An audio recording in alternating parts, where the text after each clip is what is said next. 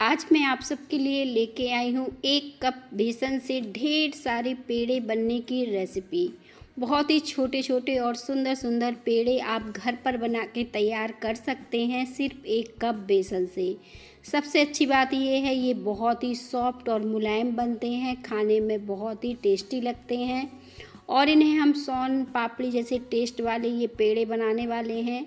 तो चलिए बिना देर किए शुरू करते हैं इन टेस्टी से पेड़े को हम बनाना।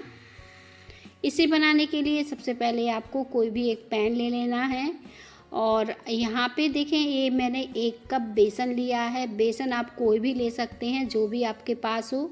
अच्छे से छान लीजिएगा और बेसन का इस्तेमाल कर लीजिएगा। बेसन को पैन में डाल देंगे और इस तरह से देखेंगे ये हमने बेसन ले लिया है।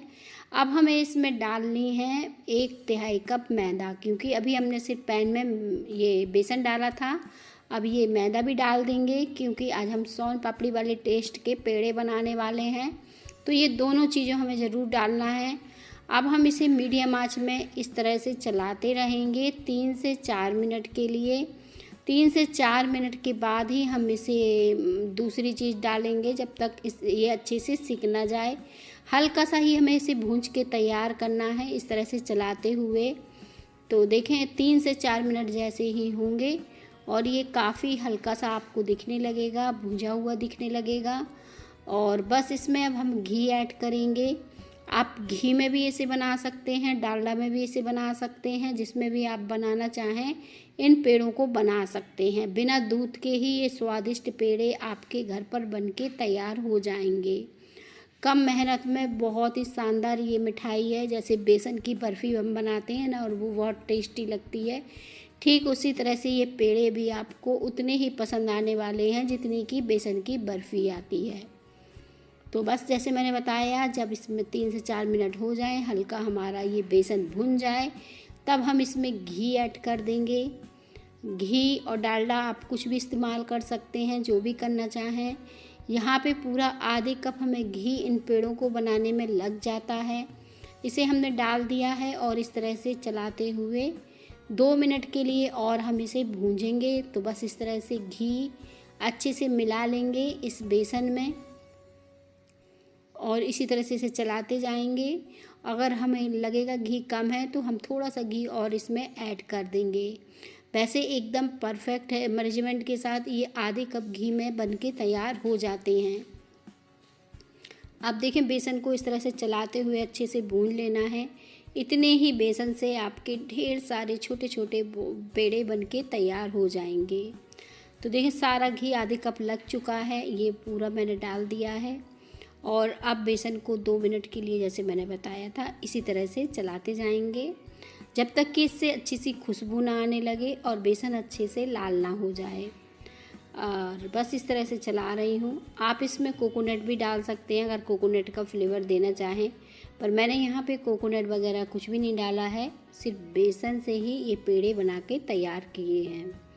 आप देखें बेसन अच्छे से भून चुका है और भूनने के बाद हल्का सा ही इसका कलर चेंज होता है, इस तरह से पूरी तरह से, क्योंकि हमें इसका कलर चेंज नहीं करना है। ये भून के तैयार हो चुका है, तो बस इसे निकाल लेते हैं।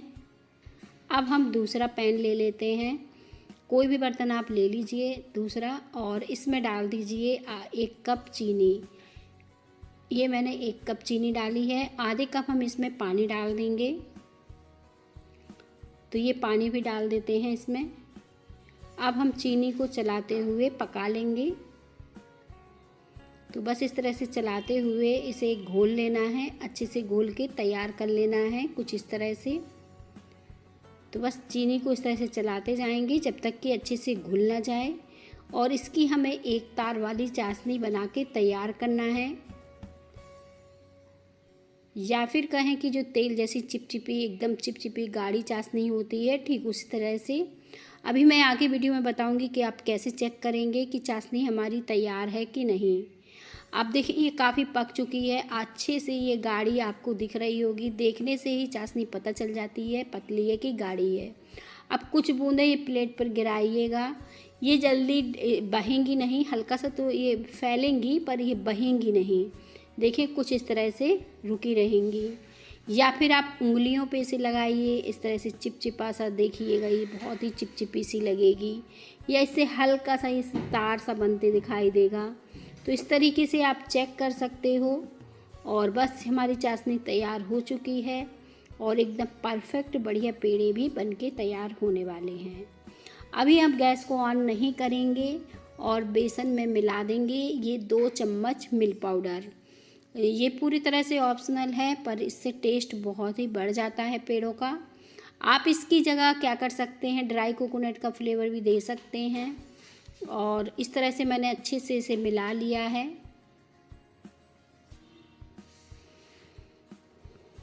तो देखिए सारी चीज़ें बढ़िया तरीके से मिल चुकी हैं। अब जो चाशनी हमने बना के रखी थी, अब हम इसे डाल देंगे। जैसे ही चाशनी डालेंगे वैसे ही इसे चलाते जाएंगे।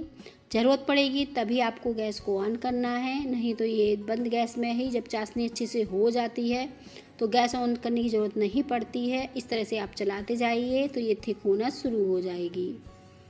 2 से 3 मिनट और लगेंगे और ये एकदम परफेक्ट बढ़िया बनके तैयार हो जाएगा। अब देखें एकदम कंबाइंड हो रहा है, डो के जैसे हो गया है, एकदम बढ़िया चिकना हो गया है। तो बस इस तरह से जब पक के तैयार हो जाए तो हम इसमें डाल देंगे इलायची का पाउडर। और अगर आप इसमें कलर वगैरह ऐड करना चाहें तो वो भी कर सकते हैं। तो वैसे तो बेसन का अपना कलर रहता है, तो मैंने कोई भी कलर का इस्तेमाल नहीं किया है। आप चाहो तो इसमें येलो या ऑरेंज कलर इसमें डाल सकते हो, थोड़ा सा पेड़ा का कलर अगर चेंज करना चाहो।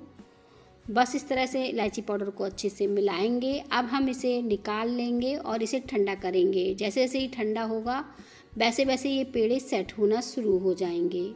तो इसे ठंडा होने से पहले हमें इसके पेड़े बना लेना है। तो कुछ इस तरह से आप गोला कर लीजिए और इस तरह से छोटा सा हॉल कर दीजिए। चाहे तो पानी या तेल घी कुछ भी लगा लीजिए उंगली पर, तो वो चिपकेगा नहीं। और इस तरह से आपके पेड़े जो हैं बनके तैयार हो जाएंगे। इसी तरह से हमें सारे पेड़े बनाने हैं। अब ये छोटे छोटे पेड़े ढेर सारे आपके बनके तैयार होने वाले हैं। तो आप इस मिठाई को कभी भी बना सकते हैं, किसी त्योहार पर बना सकते हैं, देखने में बहुत ही शानदार लगती है। पिस्ता लगा दीजिए, काजू लगा दीजिए। मैंने काजू पिस्ता काट के कुछ इस तरह से इसके ऊपर से लगाया है। ड्राई फ्रूट अपने हिसाब से इस पर सजा सकते हैं या फिर गुलाब की पत्ती से सजा सकते हैं। उम्मीद करती हूँ आज की आपको पेड़े की रेसिपी ज़रूर पसंद आई होगी, क्योंकि इतने शानदार और परफेक्ट ये पेड़े बनके तैयार हुए हैं। एकदम सॉफ्ट और मुलायम बने हैं, खाने में बहुत ही टेस्टी हैं।